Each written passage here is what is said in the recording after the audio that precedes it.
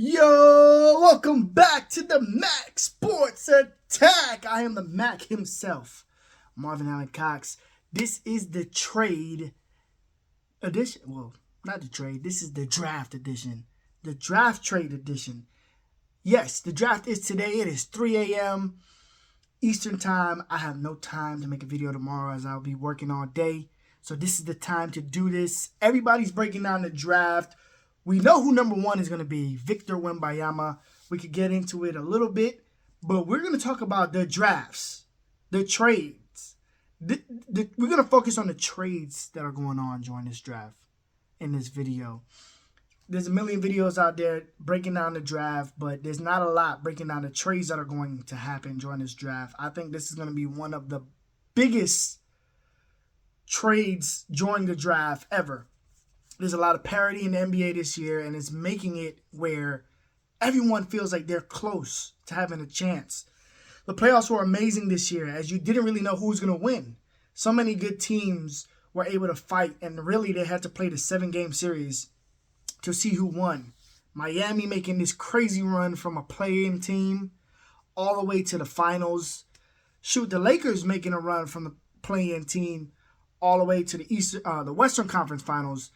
Teams are so close. The NBA has done a great job with making parity in the league, and because of that, a lot of trades have been happening.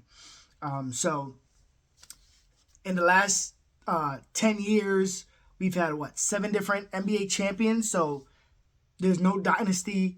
Feels like everybody has a shot. We just had the Denver Nuggets win their first championship ever, so congrats to them. And when David Stern was the commissioner for 30 years, there was about the same amount of teams that were winning. So that shows already how different the NBA is right now. So one of the trades we're going to talk about was about Boston. They've been shopping for a big man, but that already happened today. Breaking news. Kristaps Porzingis was traded. The Clippers were involved. Everybody was breaking it down and was excited. And guess what? The trade got axed. So if you haven't been paying attention, if you've been asleep, it did happen later in the evening, around 10, 11 p.m. That deal was axed. It was canceled. It was cut. The Clippers did not want Malcolm Brogdon, as they said they was worried about his injury, which is kind of funny because it seems like the Clippers are the kings of injuries right now, with Kawhi always being out. But maybe because of that, they were afraid to get in someone else who is injured at the moment. But guess what? They recouped the trade. Boston, they could have went for Ayton. There was news they was going for Miles Turner. But they buckled down on Kristaps Porzingis again. Made the trade possible. 3-team trade. We got the Boston Celtics, the Memphis Grizzlies, and the Washington Wizards. Somehow, the Wizards are the worst end of it again, in my opinion. I think the Wizards front office have been doing horrible. They got no first-round picks with the Bradley Beal trade. And guess what? No first-round picks again. But they do get Tyus Jones, a great young guard who is backing up Ja Morant. And when he's on the court, he plays excellent. He should be a starter in this league. So he's finally going to get a chance to start and make a run there in Washington. They pick up a second-round pick as well and some expiring contracts. Move on from Washington. Boston Celtics get Kristaps Porzingis, who very quietly had his best season in the NBA last year, and he was pretty healthy last year as well, so they're hoping he can duplicate that. Obviously, the risk with the unicorn is he might get injured again. So, Kristaps Porzingis, Tatum, and Jaylen Brown creates a new big three in the NBA. They already was the most talented roster, in many opinion, in the NBA, and now even much more so. They have a big body defender with Williams still coming off the bench. And now, I guess, Al Horford, who's getting long in the tooth, he's getting older. Maybe he can rush a little bit more. He did really good in the early rounds of the playoffs, but I'm thinking fatigue got to him when they were playing the Heat. And, the Heat played tenacious defense. So I think it's a good trade on the Celtics' part, as they also somehow got 2 first-round picks. The Wizards got 0, and Boston got Porzingis and 2 first-round picks. One in this year's draft, which is tonight at 8 p.m. Tune in. and one next year for 2024. So Boston get an A++ on this deal for me. But the biggest shocker, the biggest mind blown is Marcus Smart is going to the Memphis Grizzlies. Wow. Didn't see that coming. Big time. That's big time news. Marcus Smart fills right in with that Memphis culture. He's a gritty, defender. A lot of people were saying that Dylan Brooks came off of the Marcus Smart tree. So bye-bye Dylan Brooks. Hello Marcus Smart. And maybe he can put his arm around those guys and let them know what it's like getting over that hump and getting to the finals. And maybe, hopefully, we all pray he could be a mentor to John Morant. So that's the trade that already happened. So we can X that out of the conversation. The Boston Celtics got a big man. They bumped in. A lot of people are wondering, what the heck are the Portland Trailblazers going to do? So we're going to talk about that soon, because the biggest news is Damian Lillard going to get traded, or are they going to keep the pick? But before we go there, let's deal with some smaller trades, because that's the big banger story, right? So on the small end, the Dallas Mavericks are talking about trading for some defensive help. Luka has been in a couple of interviews where he said we could score on anybody. We have no problem on offense, but the problem is anybody can score on us.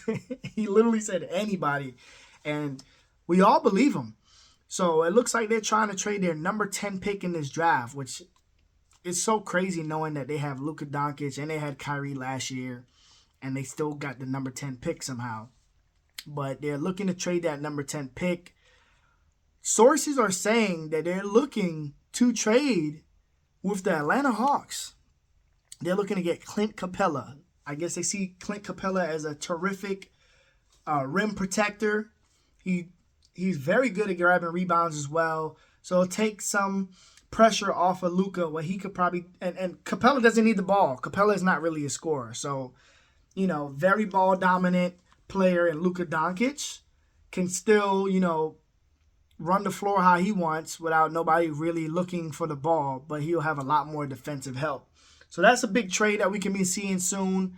Number 10 pick, still in the lottery. But they said Atlanta does not want to trade Capella. They want to get rid of John Collins. John Collins with Doncic could be very fun. Think of the pick and rolls, the alley-oops he'll throw up to Collins. But will Collins make a big difference on their team is the question. We also have some reports here that I don't know why, because Jerry Rest was literally on PG-13's podcast talking about how he thinks that he's an amazing fit with Kawhi Leonard. I don't know if there's some smoke to this, but it makes no sense for it to be smoke, because what is the Clippers gaining by this information? But information has leaked that for some reason the Los Angeles Clippers are shopping Paul George. Now, why? Paul George and Kawhi Leonard, they look like a good tandem if they can ever both be healthy. That's a big if. I know, capital I, capital F. They could make a very good playoff run. And with their coach, Ty Lue, anything's possible with that team being healthy. I think they should sign back Russell Westbrook, who did sensational for them in the playoffs and pretty much proved that, hey, I'm still a great player if the system fits me, where he just wasn't a good fit with the Lakers. So trading Paul George, why? It makes no sense. So, of course, almost every team in the NBA now looking into Paul George. The Mavericks said maybe they can give up 10 for Paul George. But the big piece would be Portland. I don't know. I'm an Orlando Magic fan. I would love for the Magic to trade for Paul George. That's the one missing link we have right now. With the Rookie of the Year, Paolo Banchero, and the year before that, a guy who was close to getting Rookie of the Year, Franz Wagner, already locked up in key positions. There's a lot of young talent on our team, and we just need one veteran piece to bring the team along and make them grow. So if we could trade the 6 and 11 pick, we have 2 first-round picks in 2025. Maybe someone like Jalen Suggs in return as well with a lot of high upside to trade for PG-13. I see us being a playoff team next year. But I did propose that same trade for Damian Lillard if you watched my previous video. Thank you guys who did. Thank you all for who liked, subscribed, and shared that video as well. But let's move along. PG-13 could be a name circled around in the draft tomorrow. But let's not make this video long, guys. Let's talk about what we want to talk about, okay? Portland Trailblazers trade. But one more trade before that. Pacers has been shopping around Miles Turner. They said the Lakers are very involved and very interested. I don't know how they can make that happen because they don't really have a lot of trade assets, and they need to sign back people like Austin Reeves. So look out for that too. The Pacers are shopping Buddy Hield and Miles Turner. I think they can help a multitude of teams as well. But the Portland Trailblazers, what are they going to do? The stalemate. There's a stalemate between Damian Lillard and his organization, the Portland Trailblazers. Damian Lillard swears on his life he wants to stay in Portland. He wants to win in Portland. He's been there 11 years. He is their leader, I believe, in points, assists, and a multitude of other categories. He's took them to Western Conference Finals. He's had exciting times with them, but those times have run out recently as we all know CJ McCollum has left for New Orleans Pelicans, and the team hasn't been the same since. Last year, Lillard was hurt. He had an abdominal issue. He had surgery. He came back this year, and he's balling yet again. So he is a very big name, and a lot of trades have been linked to him. But he wants to win now. He's like, trade that number 3 pick and get me some help. The problem is Portland wants to keep the number 3 pick, and they're telling Lillard they're planning on keeping it and drafting there. I don't know if they're holding tight on that, but they also said they are stop answering calls. If you were sleeping, you missed that. That happened later on in the evening today as well. They said they are stop answering calls. They are stopping entertaining trades for Lillard. So which one is it, Portland? Are you considering trading Lillard so you can start over and start a rebuild? Or are you considering keeping the number 3 pick and drafting Scoot Henderson there? Because you can't do both. And I don't know why Portland think they're slick and they think they can do both. They think, hey, they've been talking about trading for Bam Adebayo to pair him with. The Miami Heat are the number 1 aggressors trying to trade for Lillard. Why the heck would they give up their superstar who they want to pair with Lillard to help get him over the top to Portland all of a sudden? Reports have just came out that Miami Heat thought that was hilarious news, and the whole front office has been laughing at it. So if they're not taking it serious, we know it's not a serious offer. I think Portland's just playing the game where they're like, hey, Lillard, we tried to trade it and nobody gave us nobody good. That's not going to happen this time. He's not going to fall for that. So there's 2 options. Option A, keep the number 3 pick. Option B, trade it and get some help for Lillard. Because if they do not trade that pick, I guarantee you, during the draft, put my name on it. Kill me if it doesn't happen. I guarantee you, if they draft Scoot Henderson at the number 3 pick, Lillard would tweet during the draft, I want out. And justifiably so. He wants to stay, but he said if we can win now. He's not staying for a rebuild. He doesn't want a young talent. Don't play with the man. Come on, Portland. And the weird part to me that nobody has talked about yet is Scoot Henderson plays the same position as Dame.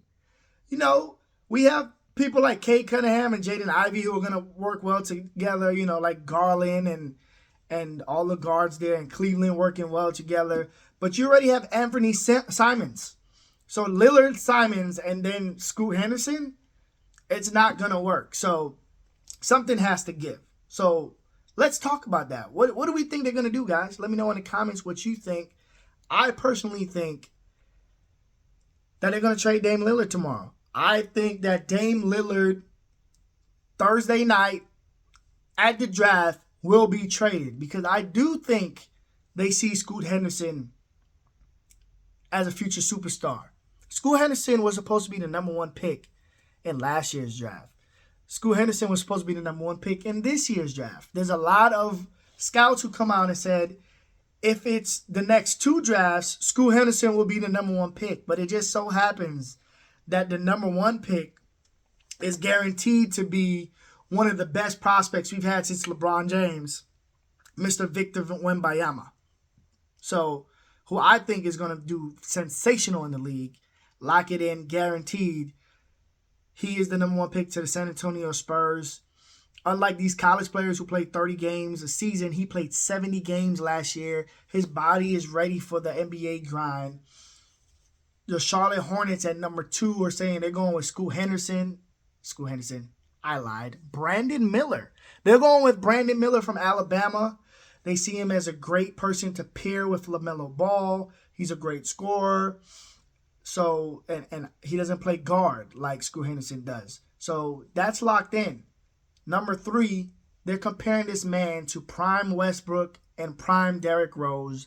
They see him as the point guard of the future. They see him as a superstar, just as they see Mr. Wembanyama being a superstar.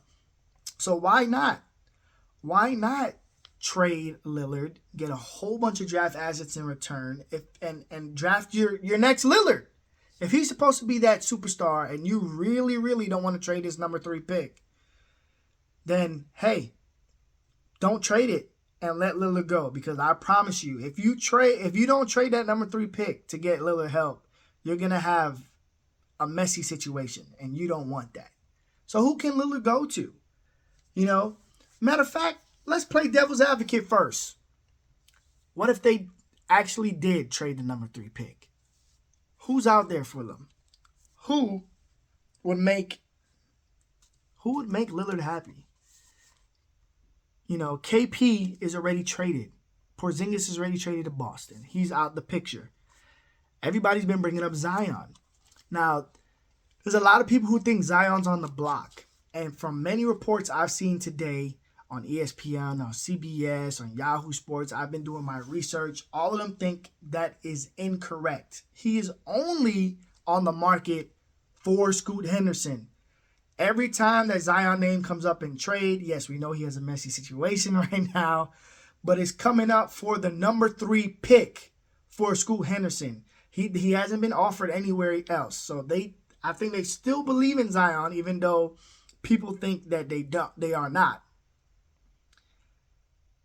But for the number 3 pick, because they think Scoot Henderson is going to be a star. So, would Zion Williams, a healthy Zion Williams, I know a hurt Zion Williams does nothing, but would a healthy Zion Williams help keep Lillard happy?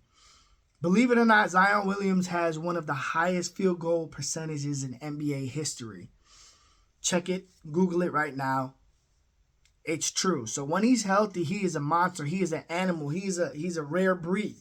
And I think Lillard outside with the 3 range and the jump shot range, and then Zion in the paint would be a fantastic tandem. You still got Nurkic out there as well. So Zion at the 4, Nurkic at the 5. You still got Anthony Simons, and maybe Jeremy Grant signs back because he sees that team being a good team. That's a playoff contender. So number 3 for Zion. I think it is a great idea. You're betting on Zion's upside. If you are to trade that pick. Zach LaVine. The Bulls are said to want 1 million pieces to let go of Zach LaVine. The Bulls' biggest problem for the past 3, 4, 5 years has been the point guard play. They have Mr. Ball, LaMelo's brother, Lonzo, but he's been hurt. He had a knee injury. They're saying it's a freak knee injury that looks like it might not ever heal. And he may be forced to retire soon because of it. So how do you fix that problem? You get the number 3 pick for LaVine, and you got this guy who a lot of people are seeing, they're comparing to Prime D Rose. Where did Primary D Rose play? Right there in Chicago. So that would be a great fit as well. Mr. LaVine could play the 3, the 2, and the 1. So if you could put Lillard still at a point, Simons at 2 or 3, LaVine at 2 or 3, and that gives somebody who very much can help, help them win now, help them keep Damian Lillard happy. So that's a great fit for if they trade that number 3 pick as well. And then this Paul George PG-13 scenario we just talked about, rewind about 5 minutes ago, that would be an excellent fit with Damian Lillard.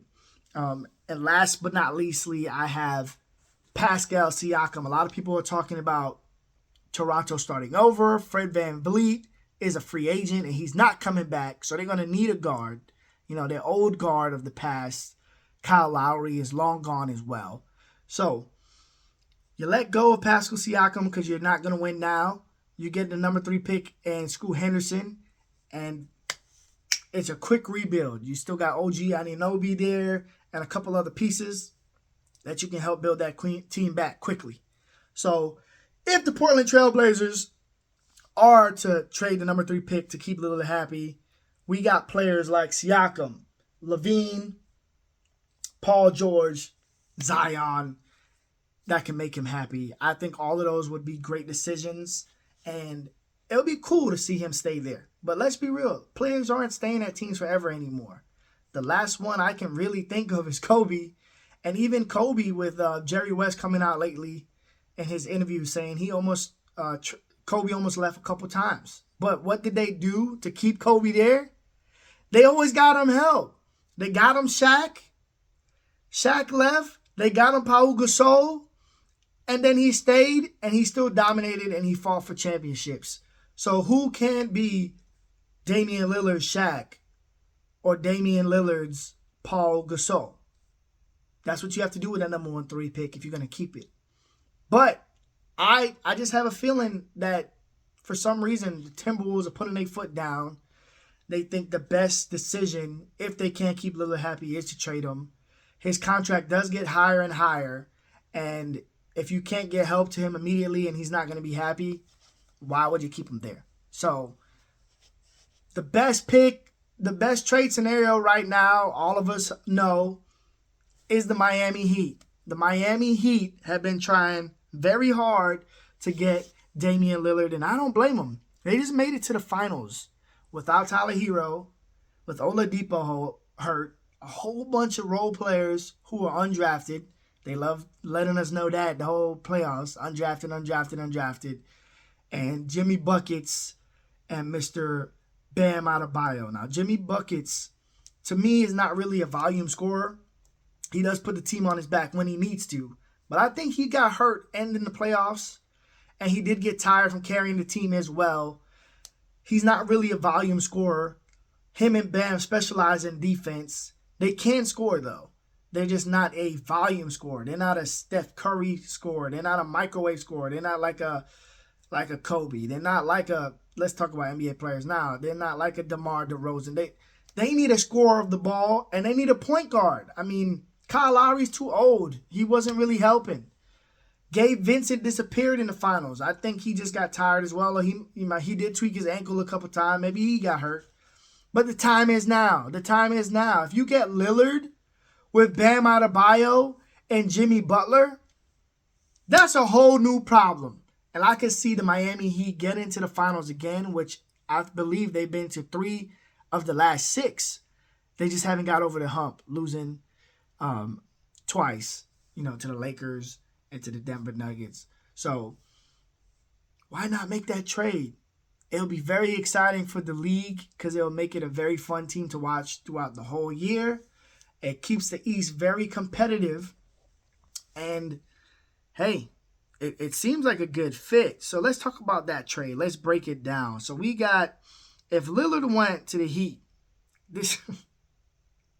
it looks so ugly, ladies and gentlemen. I'm not going to lie to you. To make the salaries work, they would trade Kyle Lowry to incentivize the Portland Trailblazers. They need to give them a young budding star. They've been trying very hard to keep him out of every trades. They almost traded for Bradley Beal, but they did not want to let Tyler Hero go. You just made it to the finals without him. So, come on. You can let him go to make this happen. Kyle Lowry, Tyler Hero, and then 3 first-round picks. 2023, 2027, and 2029. Also, they threw in Nikola Jovic, who didn't really play for the Heat this year, but he's a young player who they see, European. A lot of Europeans been very successful in the NBA lately. So maybe he has a good upside as well.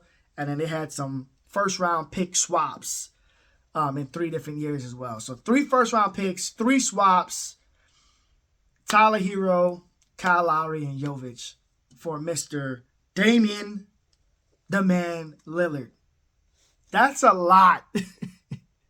That's a lot. But what the Heat has shown us is that they are very capable of developing undrafted talent. They are very capable of putting a team around stars when they get them.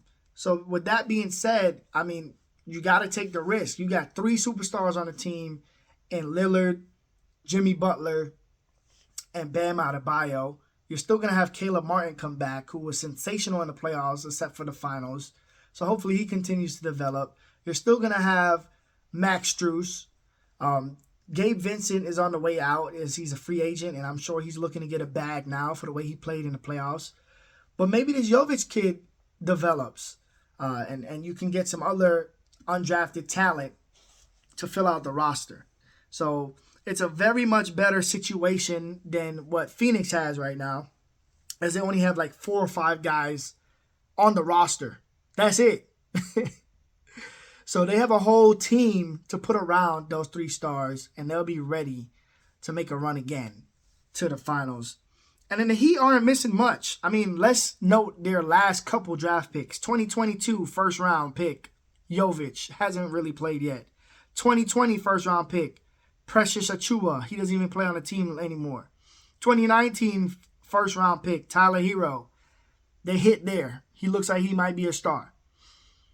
2019, a second-round pick, Ball. He's on my Orlando Magic. Not even on the team no more. 2017, so they didn't even have a draft pick in 18. Bam Adebayo. He worked out. That's who you help him build around. And then you can go down the list. 2015, Justice Winslow and Josh Richardson. They're gone. 2014, PJ Harrison and Samaj Krishnan. Skip 2013, 2012, Arnett Moultrie. I mean, who are these guys? I'm going to tell you straight up. All the way until basically 2003, there are no players who are starters that they drafted, who are role players in the NBA or their team that are players. The last player they really drafted in those years after Bam Adebayo was 2003 when they got Dwayne Wade. So it looks like for some weird reason they can't draft, but they do a hell of a good job at undrafted players. So if you're not good at drafting anyway, throw those picks to someone else and get the star so you can contend right now. Portland will be happy as well. They'll get the number 3 pick, so they have an instant replacement for Damian Lillard. They have another first-round pick this draft, and then they get another pick from the Heat in this trade. You'll have 3 first-round picks. Boom. Your rebuild could be 1 year. You have Anthony Simmons, who is a young stud, and you got the guy you drafted last year, Shaedon Sharpe, who is looking to be like he's going to be great in the NBA as well. So now you have a quick rebuild. You have a lot of first-round picks for future years as well. You have a lot of money off the books, so you can wheel and deal and get some players as well. I think it's a no-brainer for Portland. I think you need to stop being scared. You're fearful that you're going to lose your star. Well, guess what? Your star is getting older. And if you can't support him, you're just paying him $50, $60 million for no reason. And that is sports hell. Being that team on the cusp of playoffs, but not really bad enough to get first-round picks to really change the tides. You got the number 3 pick this year. Use it while you can. Start the rebuild fresh right now. You pay tribute to Damian Lillard. He gets to play for contending for a championship. And then it also makes you a destination for players in the future because they're like, they did right by their star. They did right by Lillard. They did right by letting him go and contend. So just make it happen. Rip the Band-Aid off. Start the rebuild. This is the perfect time where you can fleece a team for a lot of picks and a lot of young talent. Oh, I forgot. They're getting Tyler Hero in the trade as well. You have a new up-and-coming team. You're right there on the realm of OKC. You have Scoot Henderson, Anthony Simmons, Tyler Hero, and all these picks that you're going to get. You might be back in the mix. Hell, who knows? Y'all might play well and get an 8 seed. Well, there's a play-in now. You might get a 10 seed and be in the play-in starting this year. So, rip the Band-Aid out, get it done. That's what I think is going to happen tomorrow. I think Damian Lillard is going to get traded tomorrow, or they're going to trade that number 3 pick. I would love for the Orlando Magic to jump up for the number 3 pick and get Scoot Henderson as well. There's a lot of teams looking for that number 3 pick because they think that it's a number 1 pick with the value of number 3. So I think a lot of teams are going to be going after that pick. We already know that the Pelicans are trying to trade Zion for the pick. So I wouldn't be surprised if there's plenty more offers to come. And before we end this podcast, I got one more thing for you. I saw this on ESPN. Greeny really pushed this today on Get Up. Damian Lillard to the Philadelphia 76ers. That's very interesting. You got the current NBA MVP right now, and Mr. Crazy Joel Embiid. You already got money so you can afford Damian Lillard off the books with James Harden opting out. You're going to lose Maxey with this deal. They had Maxey going, Tobias Harris going, and you just give them a load of first-round picks as well as how the Heat just did. And now Philadelphia, you finally got a team that I think could make the finals with Damian Lillard and Joel Embiid. You'll fill out the roster however the hell you need to make that happen. That's a good trade as well. So the Portland Timberwolves, it sounds like they have plenty of offers both ways. If they trade the pick or if they trade Lillard, but they have to pick one. And I think it does happen tomorrow. Well, tonight. It's 3 a.m. today, right now. It happens tonight at 8 p.m. on ESPN. Either Lillard is gone or there'll be a big trade for the number 3 pick. You heard it here first. I would love to see some crazy trades happen. We're going to be excited to see what happens in this draft. Overtime Elite, got to give them a shout out. They're going to be put on the map this draft as well, as the Thompson twins are both going to go in the top 10. So let's see what happens. I think the draft is going to be very exciting, very electric, very entertaining. So if you haven't watched the NBA draft before and you're a basketball fan, this is the draft to watch. Thank you again for tuning in to the Mac Sports Attack. I am your Mac, Marvin Allen Cox himself. Please like, share, and subscribe to this video. Also, let me know in the comments if you have any video requests. I do have a request. I saw your comment, Mr. Belay. You wanted me to talk about the U.S. men's national team and Greg Berhalter hiring. That video is coming soon. So please keep liking, sharing, and subscribing. I do this for fun. I have a passion for sports. So I thank y'all for giving me my dream come true, being able to talk here about sports and have fun with it. So thanks again for tuning into the Mac Sports Attack. I'm your Mac. I'm out.